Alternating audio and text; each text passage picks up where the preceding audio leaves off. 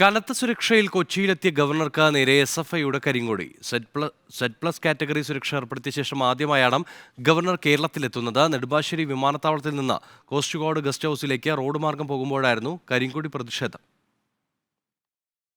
2 ദിവസത്തെ പരിപാടികൾക്കായാണ് ഗവർണർ ആരിഫ് മുഹമ്മദ് ഖാൻ കൊച്ചിയിൽ എത്തിയത്. CRPF സുരക്ഷയിലെ ആദ്യ യാത്രയിലാണ് ഗവർണർക്ക് നേരെ SFIയുടെ കരിങ്കൊടി പ്രതിഷേധം.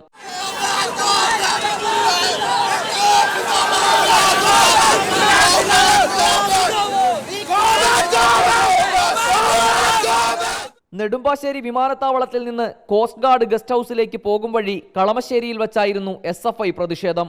ഗവർണറുടെ വാഹനത്തിനു നേരെ കരിങ്കൊടി കാണിച്ച SFI പ്രവർത്തകർ Sanghi chancellor go back banner ഉയർത്തി.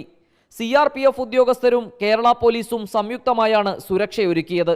പ്രതിഷേധം കണക്കിലെടുത്ത് ഗവർണറുടെ വാഹനം കടന്നുപോകുന്ന വഴിയിൽ വൻ പോലീസ് സുരക്ഷയൊരുക്കിയിരുന്നു. കളമശ്ശേരിയിൽ പ്രതിഷേധിച്ച SFI പ്രവർത്തകരെ പോലീസ് പിടിച്ചുമാറ്റി.